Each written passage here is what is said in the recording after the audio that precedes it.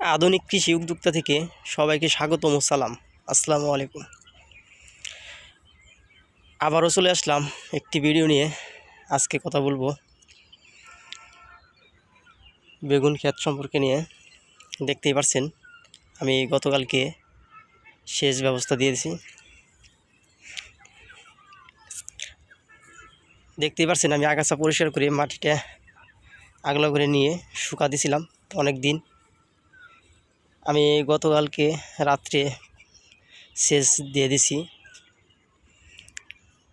দেখতেই পাচ্ছেন মোটামুটি অনেক জায়গায় সেচ দেওয়া হয়েছে, একটু জায়গা বাদ আছে। গাছের অবস্থাও কিন্তু মাশাআল্লাহ অনেক ভালো। গাছের গ্রোথ দেখতেই পাচ্ছেন খুবই ভালো। প্রায় গাছেই জালি চলে আসছে, দেখতেই পাচ্ছেন প্রায় গাছেই কিন্তু বেগুন আছে, ফুলের অভাব নাই।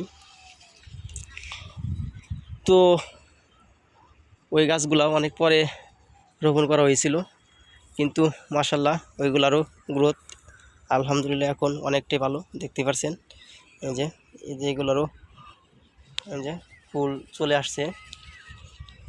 তো আশা করা যায় রমজান মাসে 16-17টা রমজানেই আমার মনে হয় বেগুন আমি আমার প্রজেক্ট থেকে তুলতে পারবো।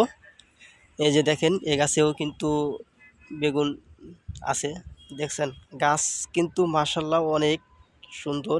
গাছের গ্রোথ দেখেন আলহামদুলিল্লাহ। আমি আজকে বিকালে কীটনাশক স্প্রে করে দিব, ছিদ্রকারী পোকা জানি আমার গাছে আক্রমণ না করতে পারে, আমি আগেই স্প্রে করে দিব। তারপর এক সপ্তাহ পরে আমি ফ্লোরা স্প্রে করে দিব, তার সাথে বোরন মিশিয়ে। কারণ ফুলজালি কিছু কিছু দেখতেছি ফুলজালি ঝরে পড়তেছে, এগুলা থেকে রক্ষার ক্ষেত্রে আমি ওইগুলা ব্যবহার করব ফ্লোরা। ও যেমন দেখাচ্ছি এই যে ফুল কিন্তু পড়ে আছে, আছে এরকম অনেক ফুল পড়ে আছে। তো আমি ফ্লোরা ও বোরন সাথে স্প্রে করে দেব। এই যে বেগুন দেখাচ্ছি, সাইজ দেখাচ্ছি, এটা ইস্পানি জাত। এটা বেগুনটা লম্বা ও মোটা হয়। তো দেখতেই পারছেন গাছের গ্রোথ মাশাআল্লাহ অনেকটাই ভালো। তো আমার ভিডিও যারা যারা দেখবেন অবশ্যই আমার ইউটিউবে চ্যানেলে সাবস্ক্রাইব করবেন ও ফেসবুক পেজে ফলো দিবেন। ধন্যবাদ সবাইকে।